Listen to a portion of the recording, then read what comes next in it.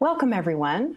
Thank you for joining us for our presentation titled How to Improve HER2 Testing Accuracy, Incorporating the 2018 ASCO CAP Focused Update. It's my pleasure to introduce you to Dr. Hadi Yaziji, the Medical Director of Vitro Molecular Laboratories in Miami, Florida. Dr. Yaziji's area of expertise is breast pathology and breast cancer biomarkers, especially HER2 protein and gene testing. Dr. Yaziji has received several prestigious achievement awards, including Alpha Omega Alpha Honor Medical Society and the Southern Medical Association Pathology Section Achievement Award. He has also co-authored over 55 publications in peer-reviewed journals. For a complete biography on our speaker, please visit the Biography tab at the top of your screen. If any questions arise during the presentation, we encourage you to submit them in the Q&A box. Our speaker will address your questions following the presentation. Please join me in welcoming Dr. Hadi Yaziji. I will now turn the presentation over to him. Dr. Yaziji?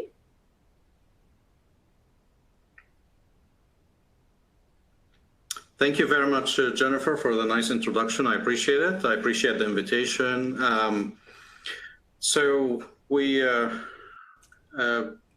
I have a couple disclosures to make, which are on the slide, and I would like to dedicate the talk to all of the breast cancer survivors, including HER2 positive patients.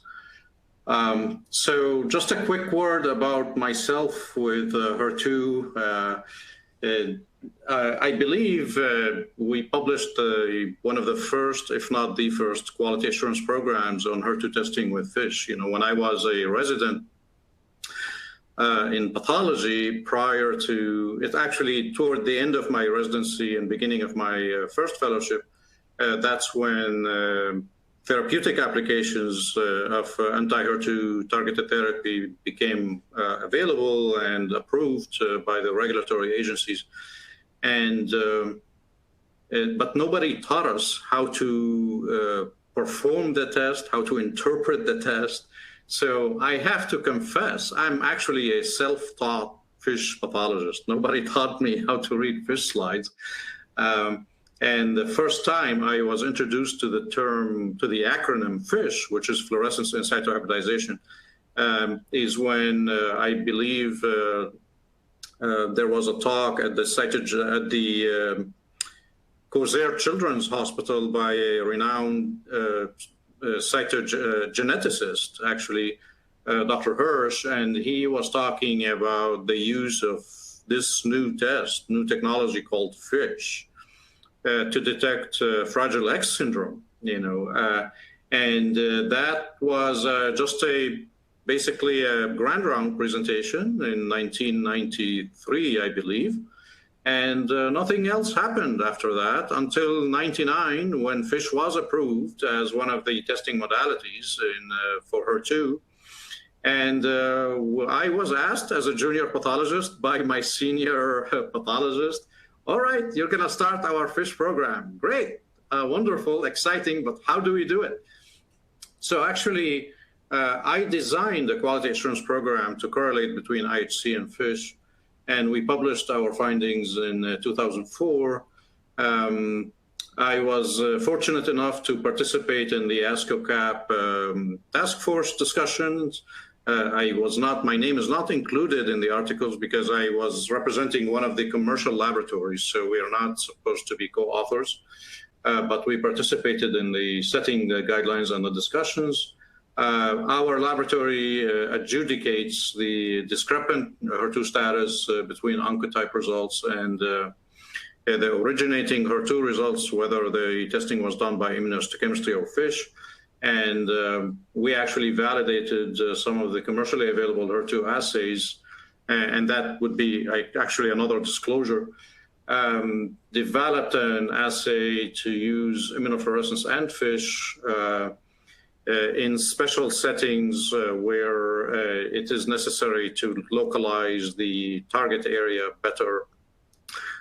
Because with the FISH, it is difficult to recognize the topography where the tumor is, the invasive tumor, where the DCIS is, if there is DCIS, and where the benign areas are. So this is the agenda. We're going to have a quick introduction and jump straight through into some common misconceptions. After that, we will discuss the focused updates, and then we'll spend a few minutes talking about these gray zone tumors, what I would like to refer to them as gray zone tumors. And then we'll mention some special scenarios. I have personally looked at over 23,000 FISH slides related to HER2 in breast cancer. So I can say that I have seen it all, actually. So we'll go over some of these special scenarios and then spend the last few minutes to discuss how to improve HER2 testing accuracy. And these are helpful hints that I apply myself. So everything I say here, everything I advocate, I actually do. So what I do, what I say, I do.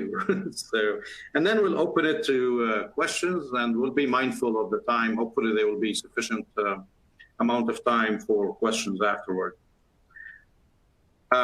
So this is a kind of a probe diagram. So the HER2 FISH assay includes two probes, one that targets the actual gene, which is a locus-specific probe.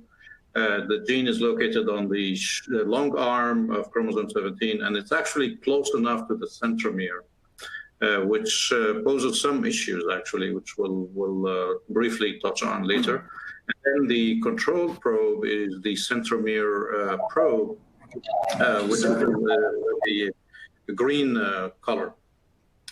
Okay. So to the right of that chromosome map, there is an illustration of a negative result, which is basically what you see in about 80% of breast cancers.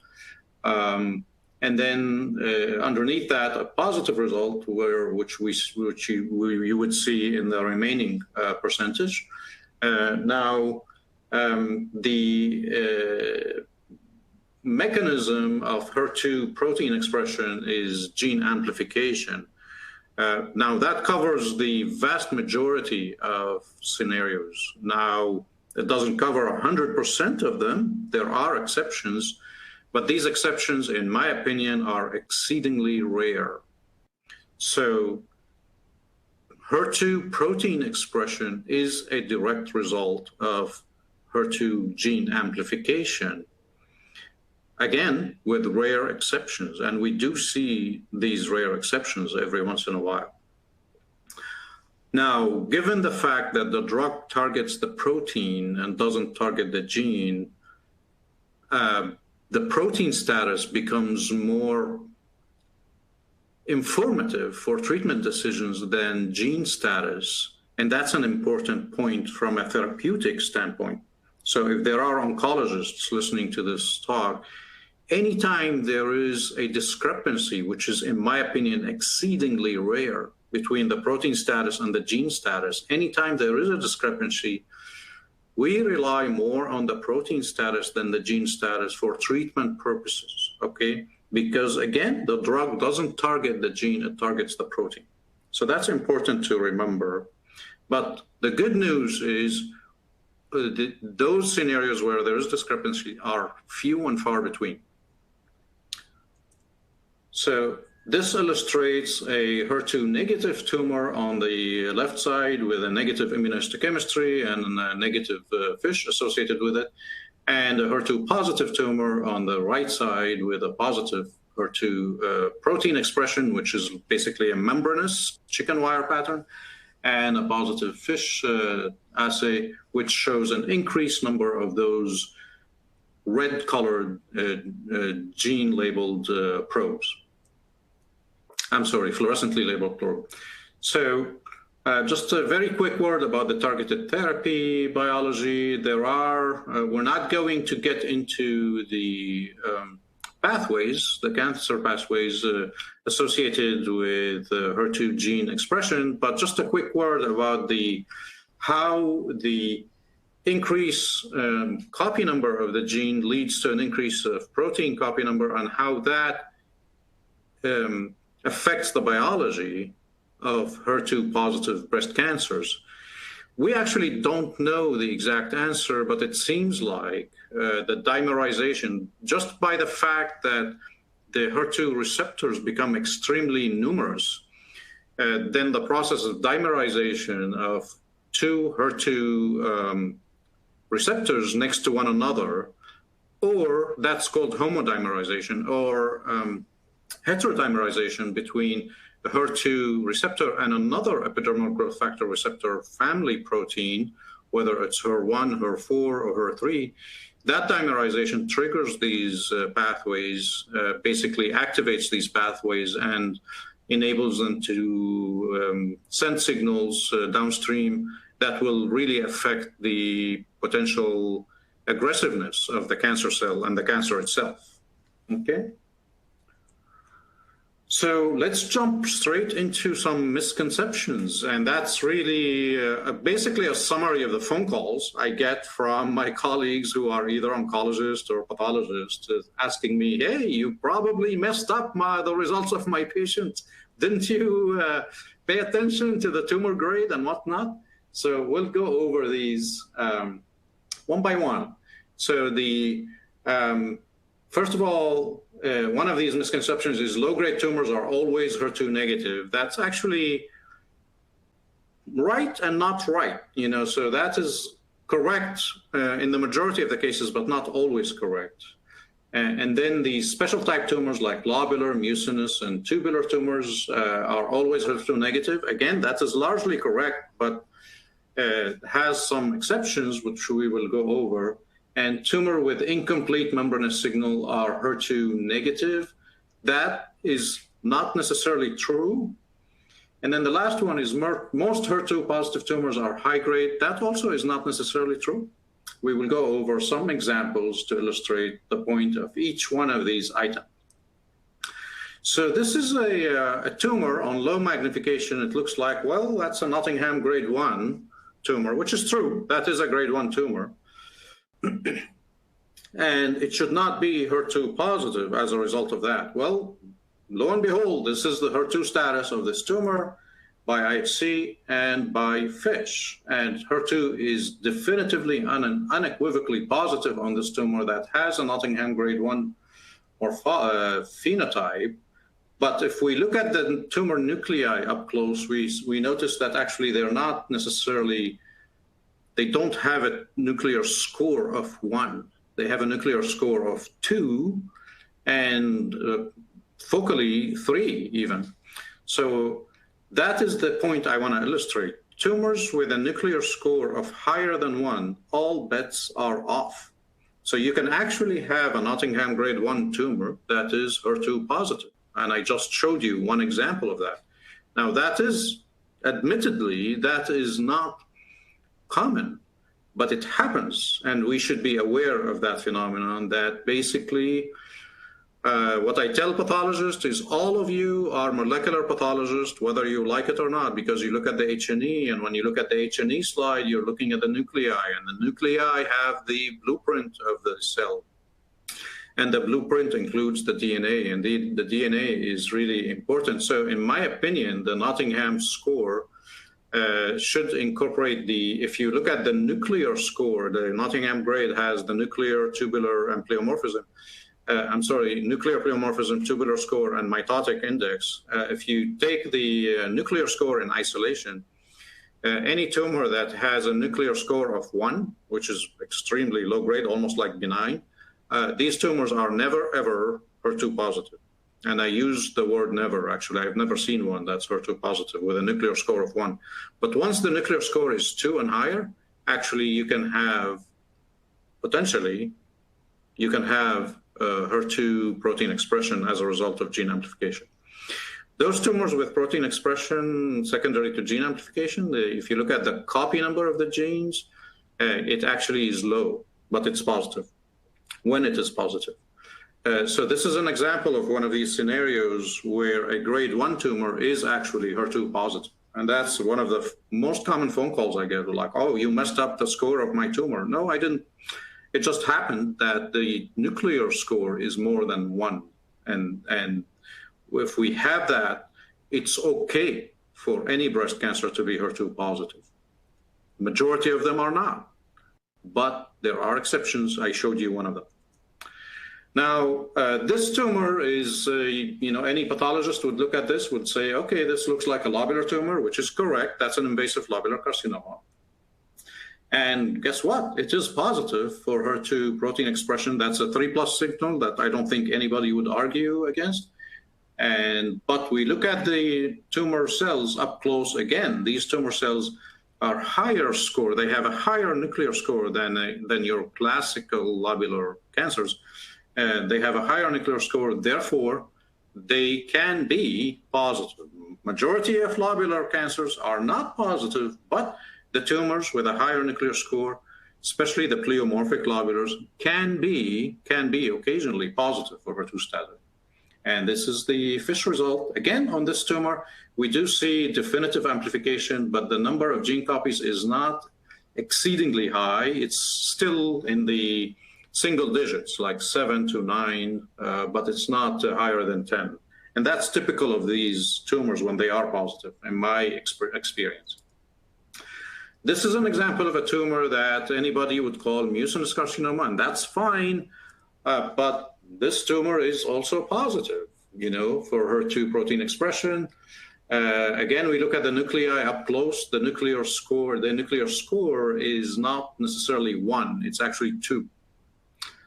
So any of these, and FISH is positive in this, again, it's generally largely a single-digit copy number, but it looks like actually double-digit, but in the lower double-digit in this case, like maybe 12 copies on average.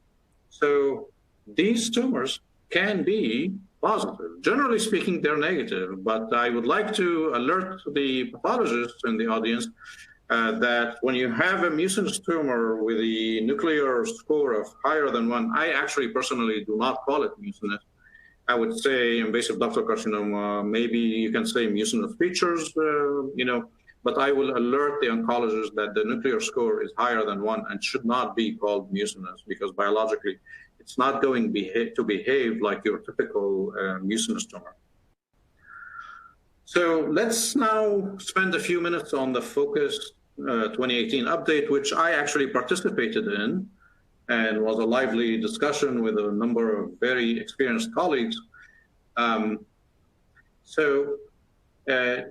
We have a scenario here where the ratio is over 2, but the average HER2 copy number is less than 4. And I have a cartoon of a tumor cell with 3 HER2 copies, but 1 chromosome 17 copy. So if you divide 3 over 1, you get a ratio of 3 that's higher than 2, but the average HER2 copy number is less than 4.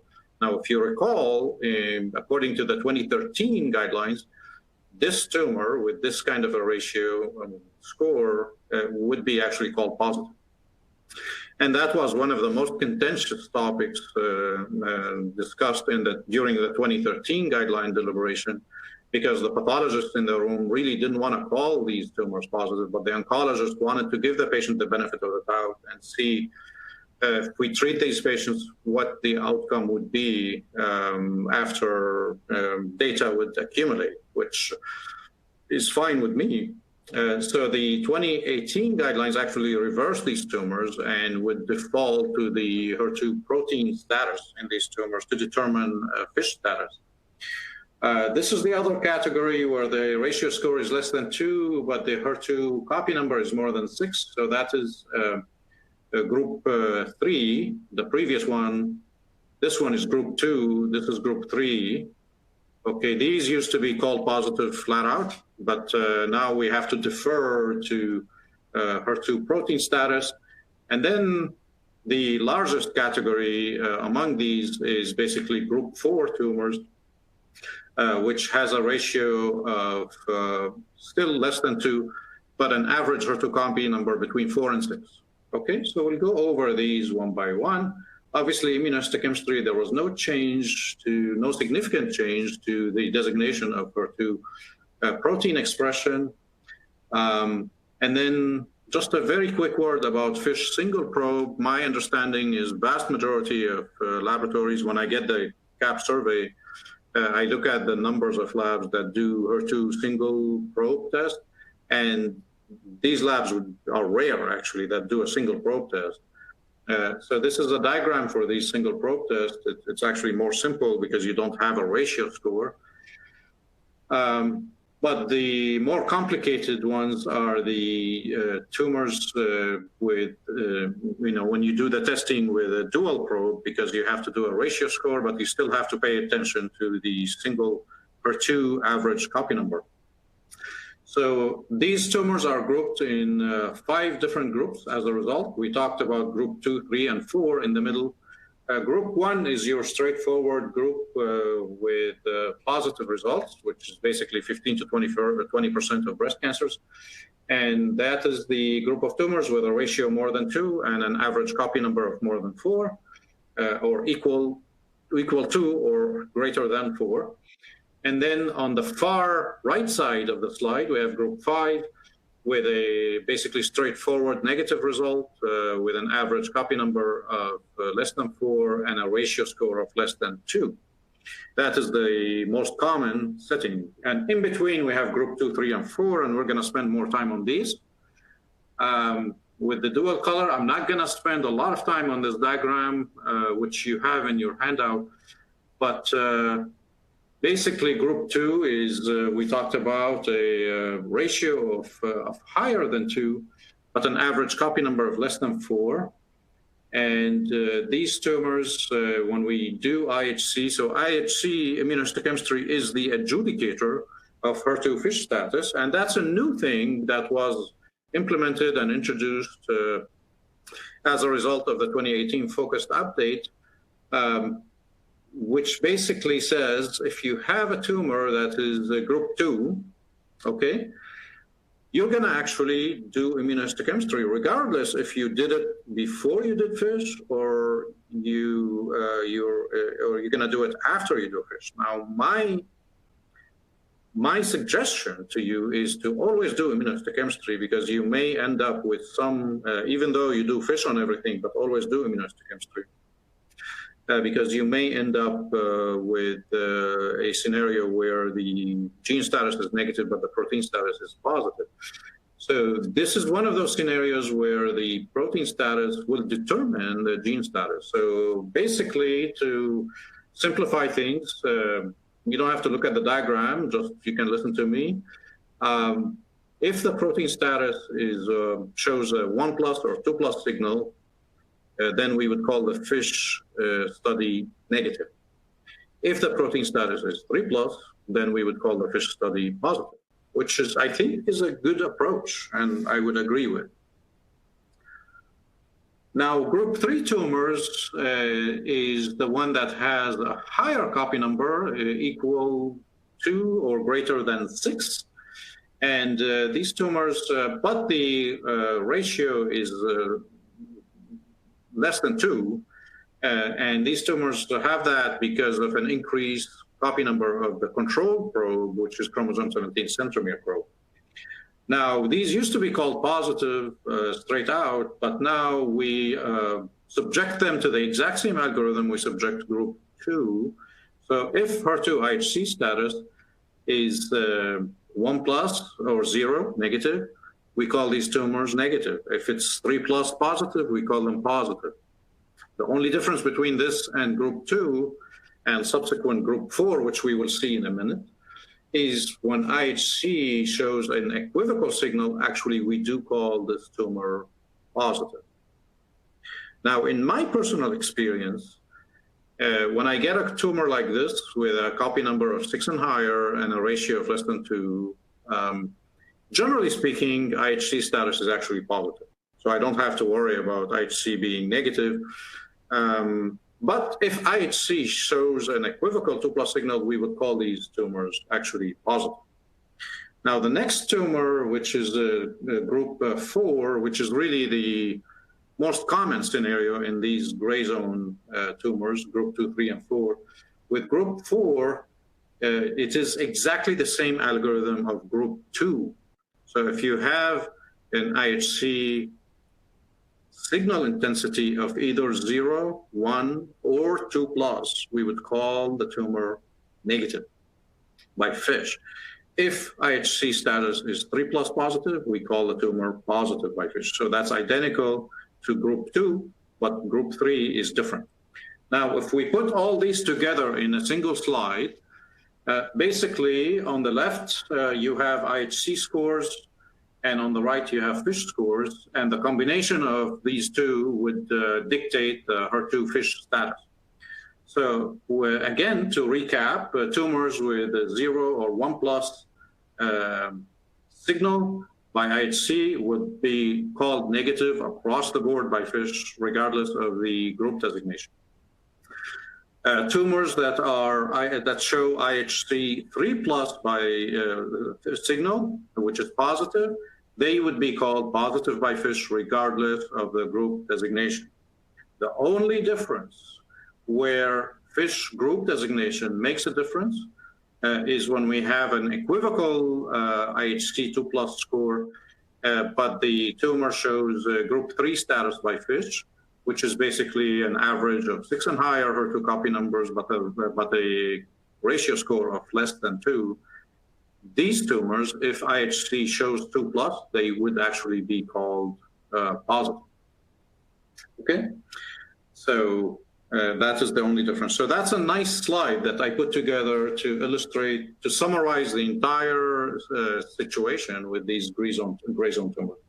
Now, my prediction, which actually is correct, I made this slide right at the beginning in June of 2019 to predict that actually we will end up, as a result of the focused update, we will end up with a higher number of HER2 negative tumors as a result, which is true. And that percentage is at least higher by 5%. Now, to recap the guidelines, there was actually heavy reliance on the, if you look at bullet number 4, there was heavy reliance on the NSABP B47 trial, which I have a little bit of a problem with because they lumped patients with 1 plus and 2 plus scores together, and they were not really stratified. And patients with 1 plus and 2 plus scores, they were excluded from the treatment trial, from the treatment group. They did not qualify. So in my opinion, actually, generally speaking, the focused update did a very good job looking at these gray zone tumors in a more granular way and incorporated the protein status to stratify these tumors as to which ones should be called negative and which ones should be called positive. So I'm fairly satisfied with the guidelines.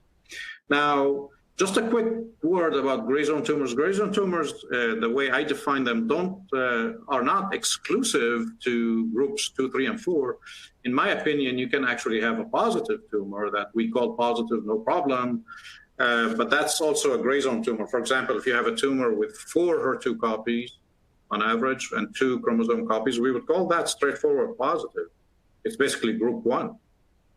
But to me, that tumor is no different than groups 2, 3, and 4 because the copy number is low.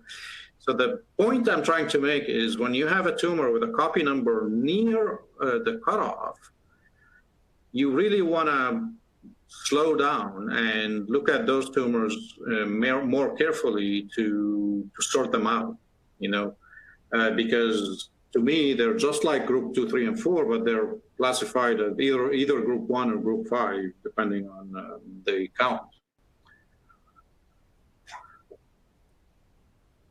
And these tumors seem to have a biology that is a little bit more aggressive, by the way. This is an example of a tumor that shows let's say 6/4 copies, and it's inside a vessel. And I put a dashed line to highlight the endothelial lining of the capillary where these tumor cells are inside. So that's a vascular invasion. Vascular invasion is a sign of aggression. It's an aggressive tumor, obviously. It's a poor prognostic sign.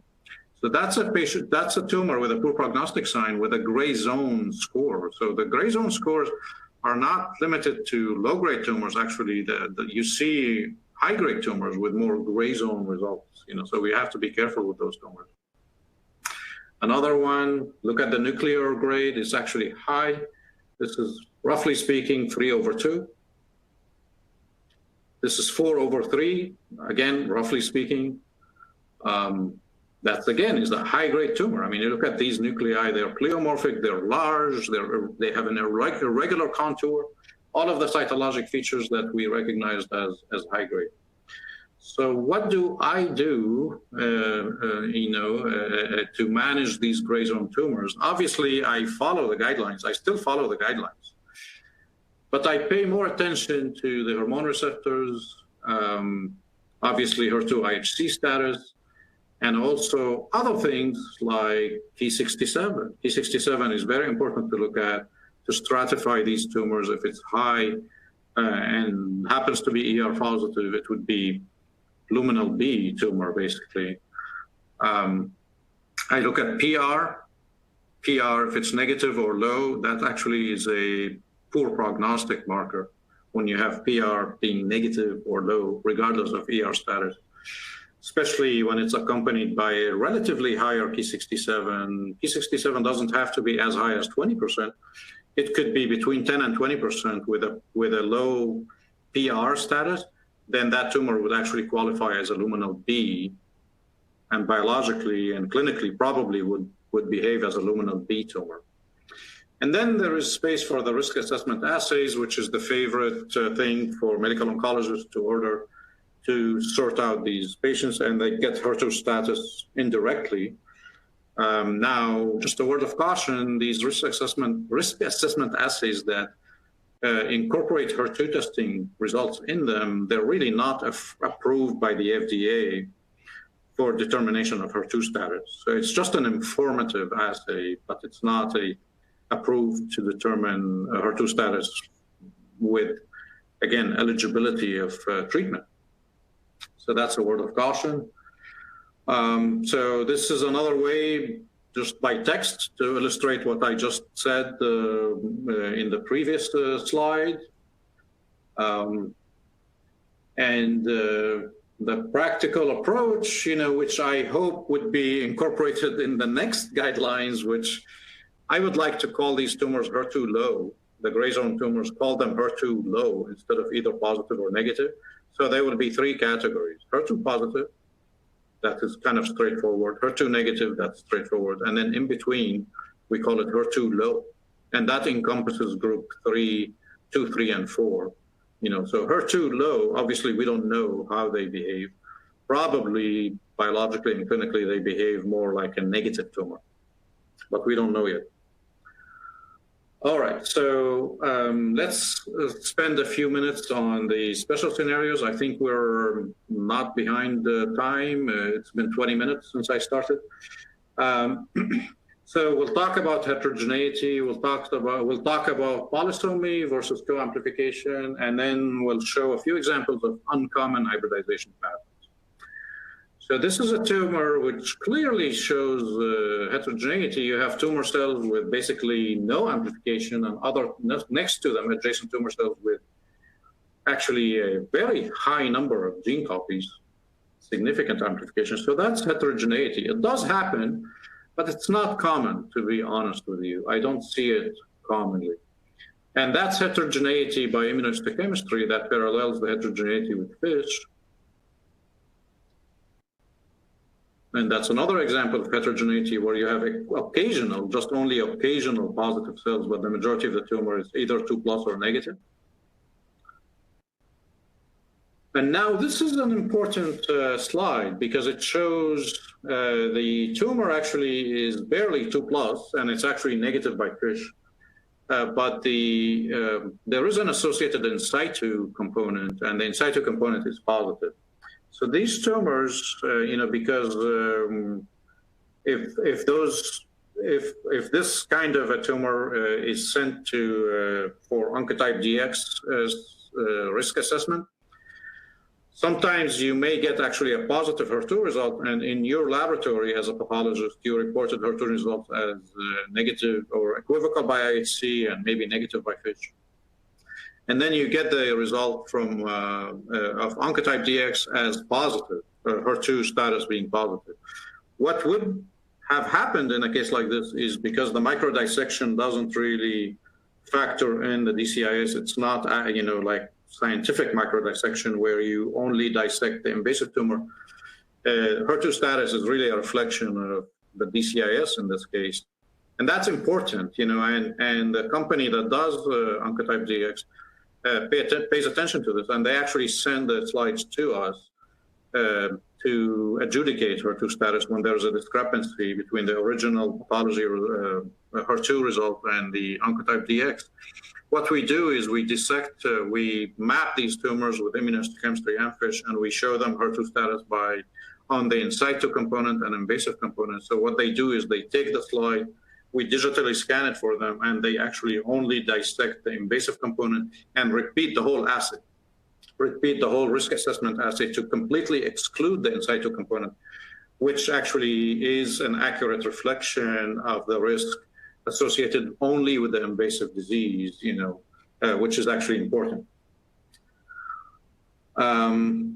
All right, so let's talk about some uncommon hybridization patterns. This is a tumor with an amplification of chromosome 17 centromere.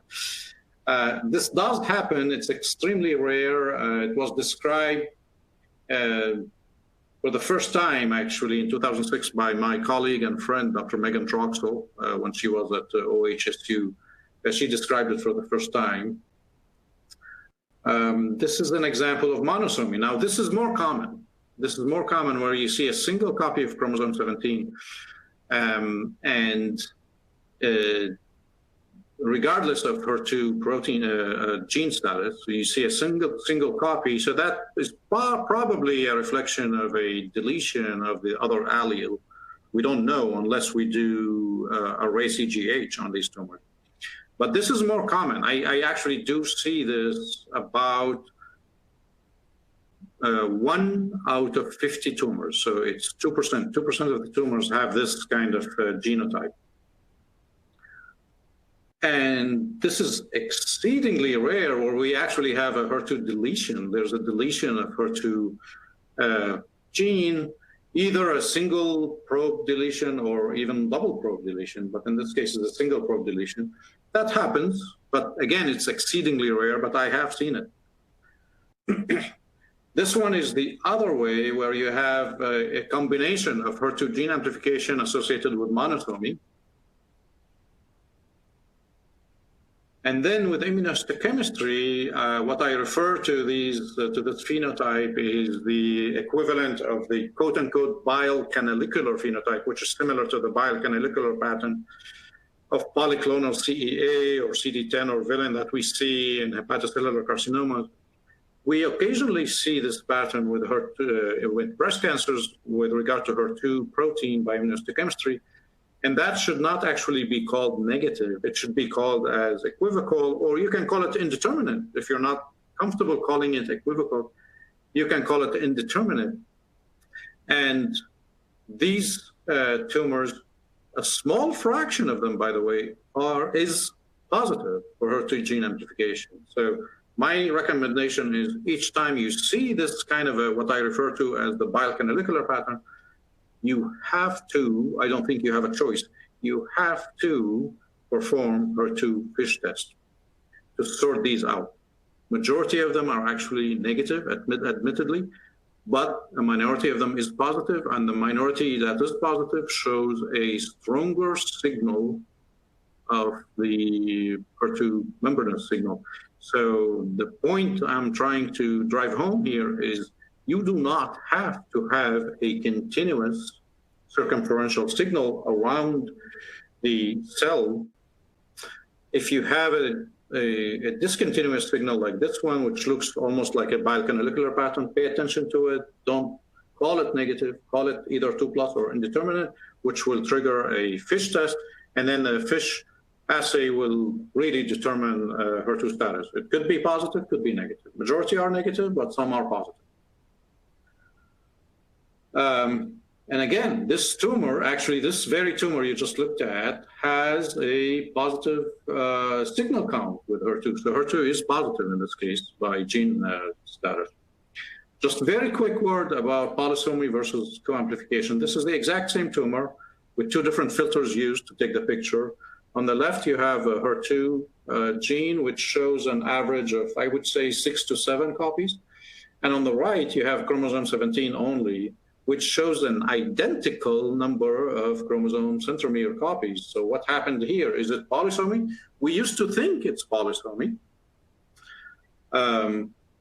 which illustrated by the fact that there are just an increased number of copies of chromosome 17 allele. We actually were wrong all along, which we were proven wrong by my very good friend, Dr. Shelley Gunn and her colleagues, and also by a group from Italy. The same year, in 2009, the two investigative groups published papers showing basically, if you do CGH testing, polysomy of chromosome 17 in breast cancer, at least, is basically non-existent. And that was, you know, and you see the red circle surrounding the chromosome 17, it says 0. So out of the 100 tumors that they ran CGH on to validate the assay for breast cancer, none of them showed polysomy. So what we used to refer to as polysomy is actually not polysomy, which probably would be a result of potential co-amplification of the centromere along with the gene, kind of a low-level amplification. I don't really have the answer, but it should not be referred to as polysomy anymore. Now, in the next few minutes, we're going to talk about how to improve the accuracy of HER2 testing using tools that we already have.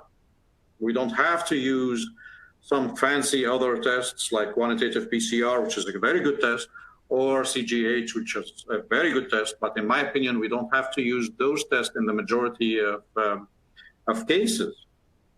So what do we do? Okay, the small tumor category, we'll go over that in the next slide. Tumor with a nuclear score of 1, these are invariably negative. So looking at the morphology, looking at the nuclear score, if you feel as a pathologist that the nuclear score is 1, these tumors should not be positive. And in my opinion, a nuclear score of 1 is the strongest predictor of a negative HER2 protein and gene status, actually. Now, tumor with Ki67. So I really like to look at Ki67. If you have less than 5%, these tumors are not really supposed to be positive for HER2, but I cannot say they're never positive, but they're not supposed to be positive. So Ki67 is a good, really, adjunct to help you determine HER2 status indirectly. And then you have the specific histologic features. For example, the metaplastic carcinomas, including spindle cell carcinoma, which is known also as a fibromatosis-like tumor. We published a study as I was finishing my fellowship at MD Anderson with Dr. Snage, showing that none of these tumors are actually positive. So spindle cell carcinomas, when you have a metaplastic carcinoma, whether it's spindle cell or maybe squamous, these tumors are, we can say with some confidence that they are invariably negative for HER2 protein expression and gene amplification. And then you have these non-mammary tumors. For example, the salivary gland type tumors like the adenoid cystic carcinomas. It's not really, even though it's triple negative, but it's not your classical triple negative that looks basal-like. These tumors are triple negative. We say triple negative, meaning negative for HER2. Almost always negative for HER2 protein expression and gene amplification, with rare exceptions. I used to say invariably negative until I learned my lesson. One time I had an adenoid cystic carcinoma that shows a low-level protein expression and gene amplification, so I stopped saying they were invariably negative, almost invariably negative. Another special type is the micropapillary, the invasive micropapillary carcinoma. These tumors, it's like exactly flipping a coin. 50% of them show positivity. So they have a higher percentage of them, of that group, being positive compared to general invasive breast cancer, which is 15 to 20%. When it comes to invasive micropapillary carcinomas, these tumors, actually 50% of them are positive, with a caveat, the ones that are positive, they do not show a very high HER2 gene copy number. So they show something in the single digits, usually 7, 8, 9, maybe 10, maybe 11, maybe 12, but not in the higher double digit. And then the actual tumors that are positive, what is the phenotype of these tumors? We're going to go over that in the next slide. But let's first talk about the size of the tumor and how it impacts HER2 status, how it impacts the accuracy of HER2 status. Obviously, the size doesn't change the status. But a tumor with a smaller size has a more likely tendency to have an accurate test result. And why is that? So I created the slides to illustrate my point. So if you have a larger tumor, generally speaking, we don't sample the entire tumor. So there's some of it left in the container. And when we sample it, let's say we take 4 blocks or 5 blocks, 6 blocks. Okay, out of these 6 blocks, we only test 1. So if there is heterogeneity, we really don't know about the rest of the blocks. The routine practice, and I'm not advocating for testing all of the blocks. No, 1 block is enough. But the denominator, because when we say 10% is the cutoff between positive and negative, right? When you have a small tumor, the entire tumor, more often than not, is sampled in a single block and is represented on a single slide, the entire tumor. So when we say, okay, we do have some heterogeneity with maybe 2% positive cells, so we're going to call it negative, the denominator in this case is actually accurate because we have a full representation of the entire tumor when it's a small tumor. But when it's a large tumor and we have heterogeneity, and we say, and we have some positivity, but it is less than 5% or 10%, we really don't have a clue about the denominator. 10% of what? 10% of tumor cells in a single block, but we don't have the rest of the blocks, and we haven't sampled the entire tumor. So the accuracy of HER2 result is maximized when you have a small tumor. It's inversely related. When you have a large tumor, you may have to test additional blocks or maybe all the blocks when you have heterogeneity. So that's the point to take home is accuracy of HER2 status is inversely related, in my opinion, to the tumor size. Smaller tumors are represented on a single cassette, usually. Larger tumors are not. Now, what do HER2 positive tumors look like? We all have seen them, but I would like to describe them.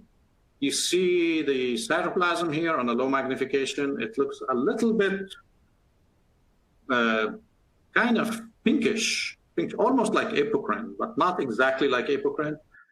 I like to call it, it's like almost like a hybrid between apocrine and squamous. So I like to call it hybrid squapocrine. I like to use that term.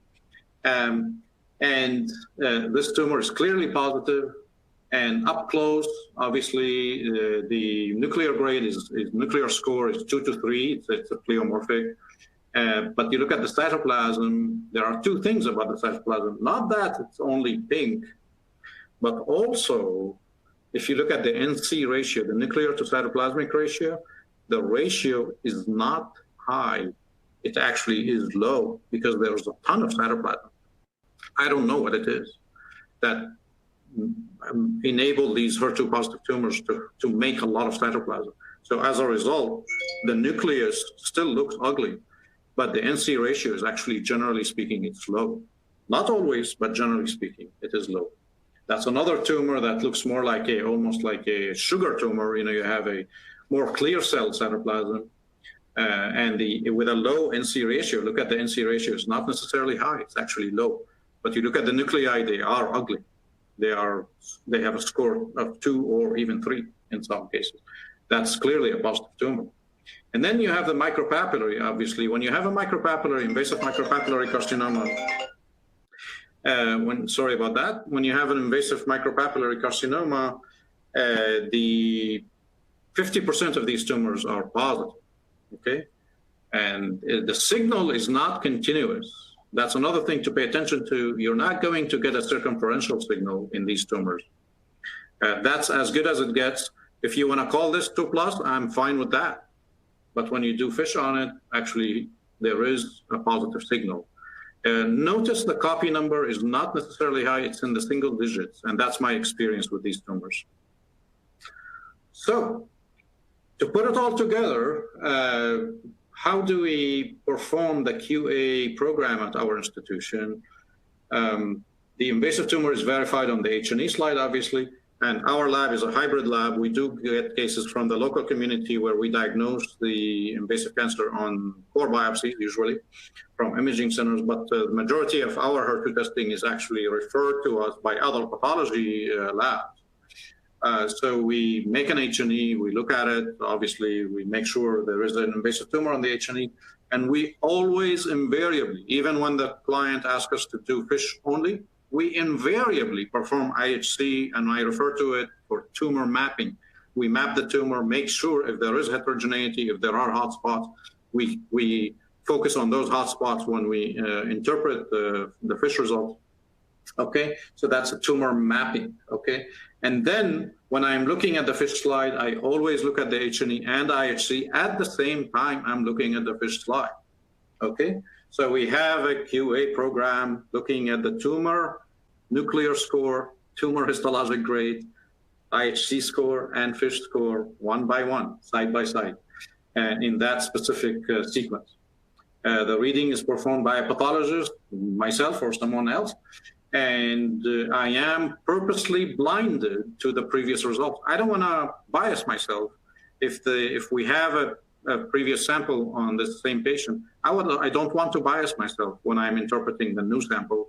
But what I do is when I get to verify the case in the final report, I look at the previous studies and I do compare, obviously, and if there is discrepancy, I go back to the slides and I dig a little bit deeper of the new slides and the old slides to see why there is discrepancy.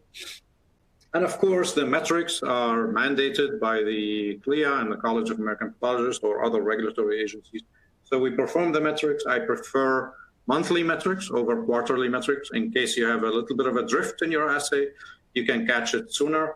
But the good news about this program is really what I like to refer to as real-time quality control, where you're looking at the slides side by side for every tumor in real time before you report the status. And that's it. That's, if you look at, I actually took a picture of a folder with a few breast cancers showing H&E, IHC, and FISH, H&E, IHC, and FISH. That is our quality assurance program. And again, we talked about how we can predict HER2 status by looking at the H&E or even looking at the IHC, obviously. And finally, I have put together a slide that explains my approach to HER2 status. So obviously, let's focus first on the right side of the slide where you have HER2 negative tumors, that's group 5. And the HER2 low tumors, which I talked about, which is the gray zone, which encompasses group 2, 3, and 4. And then the HER2 positive tumors. Now, the HER2 positive tumors are not homogeneous, they are heterogeneous. How do I split them? I look at, first of all, I look at her ERPR status. I look at the nuclear score, I look at the morphology, and I look at Ki67 status, and it should make sense to separate these two buckets. So what I like to refer to as the luminal HER2, which is basically ER positive, PR positive, these tumors have a nuclear score of usually 2, even when HER2 is positive, and the copy number is generally low in the single digits or low double digit. And then you look at Ki67, the percentage of positive cells is between 10 and 20. Now, the tumors that are HER2 positive but ER negative, these tumors have the typical, what I like to refer to as squapocrine morphology. The nuclear score is higher, usually 3. And then you look at the HER2 FISH copy number, it's actually higher. It is not usually single digit, it's double digit, and usually it's high double digit. And then you look at Ki67 status, it's actually also high, between 20 and 30%, and sometimes higher than 30%. That group of tumor, I like to refer to it as HER2 driven. So HER2 actually drives the biology and clinical behavior of those tumors, as opposed to the other group of tumors that happens to be HER2 positive, but HER2 is really not the driver. It's not the driver. It just happens to be positive. These tumors, in my opinion, biologically and clinically, would behave as almost close to HER2 negative.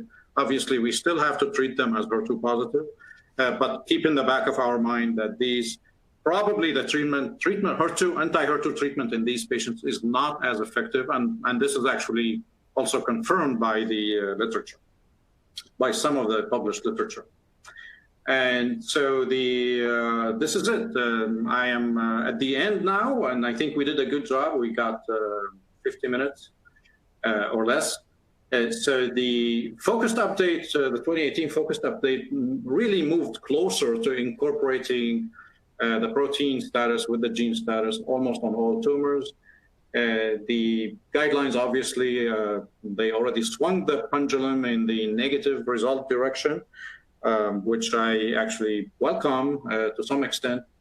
And then it did not really solve the dilemma of the gray zone tumor, even though the oncologists are jubilant about the disappearance of the equivocal HER2 FISH category. But that disappearance is actually artificial, so we really artificially dichotomized a continuous variable, in my opinion, and did not eliminate the problem of gray zone tumors. We still have to address that. So therefore, I personally proposed a 3-tier scoring, HER2 positive, HER2 negative, HER2 low. And I think Dr. Shelley Gunn, my colleague, who does a lot of CGH, comparative genomic hybridization testing, she does agree with that conclusion. And of course, correlation with immunohistochemistry and tumor histopathology and performing the metrics is really, in my opinion, mandatory in order to improve HER2 testing accuracy. This is really the most important statement, and this is the message I would like for everybody to take home. And with that, I really appreciate your attention, and I welcome your questions at this point. Thank you. Thank you, Dr. Yaziji, for that outstanding presentation. We will now move into the live Q&A portion of the presentation. As a reminder, please submit your questions via the Q&A box. Our first question is, what do you do with low-grade tumors that have a HER2 positive status by either immunohistochemistry or FISH? Sure. Thank you, Jennifer. Basically, I apply the same tools that I get in the toolbox. Basically, I always use the same tools I have in the toolbox. I pull them out. Low-grade tumors, generally speaking, are not supposed to be HER2 positive. But like I said earlier, there are exceptions, and the exceptions follow a specific rule. That rule says, at least the rule that I observed over looking at more than 23,000 tumors, is basically the nuclear score. If the nuclear score is 1, then the tumor should really be negative, should not be positive. I have not seen a tumor that is positive for HER2 with a nuclear score of 1 out of 3. But when the nuclear score becomes higher than 1, either 2 or 3 out of 3, then all bets are off, and the tumor actually is allowed, for the lack of a better word, is allowed to be HER2 positive. So it is perfectly fine for breast cancers to be positive when they are low grade, with the condition that the nuclear score is higher than 1. Now, if you have a nuclear score of 1 and a positive status, we really should not have that combination. So you should, if you only have immunohistochemistry, you should do FISH. Maybe there's something wrong with the assay, with the IHC assay. You should do FISH, and FISH would be negative, and maybe the IHC assay shows some high sensitivity issues. Sometimes the fixation of the tumor plays a role in bumping the HER2 status. I have never seen a 3+ positive tumor that is with a artificially 3+ signal by IHC, but I have seen tumors with like what looks like convincingly 2+ signal, and which is really not representative of 2+, but it's more like should be 1+. And the increase in the intensity is due to shorter fixation of the tumor in formaldehyde. So what happens is when they get to the tissue processor, the next solution that they are hit with, the tumor is hit with, is actually alcohol. And alcohol brings up the signal, HER2 signal, so HER2 likes alcohol. And so you get artificially a more intense HER2 protein copy by IHC, but you do FISH and you get negative results. So that's what I do with these tumors. Okay. And our next question is, can you please elaborate more on the HER2-driven tumors? Sure. So that is one of my favorite areas because that's where we need to get a little bit more granular and go beyond the dichotomy of positive versus negative. Okay, so having a HER2 positive status is not the end of the story. And that really shows where the medical oncologist, a very astute medical oncologist, would really look beyond the positive result. So they put it all together. So if the tumor is positive for HER2 protein expression and or gene amplification, and negative for hormone receptors with a really higher nuclear grade, but also a high Ki67 for people who do perform Ki67 assay. If you put it all together, a tumor that is negative for hormone receptor expression, but positive for HER2, these are the tumors, this is the group of tumors where I personally feel that the patient gets the most benefit of anti-HER2 therapy. And that therapy is unopposed by the hormone receptor status on the tumor, because there is good literature, a couple of studies that show that patients who have positive hormone receptor status, for some reason, the positive status tends to block the beneficial effects of anti-HER2 therapy, as opposed to patients with a HER2-driven tumor where the hormone receptor is actually completely negative. So that's why I like to call these tumors driven by HER2, because HER2 seems to really drive the biology and the clinical course in these patients. Okay, great. Well, those are all the questions we have. Thank you again, Dr. Hadi Yaziji, and thank you again to the audience for those outstanding questions. We hope you found today's presentation to be informative and insightful. This presentation will be available for on-demand viewing. Don't miss out on the other valuable presentations on our agenda. Visit the Agenda tab in the auditorium for a full listing. Thank you again for your participation, and until next time, goodbye.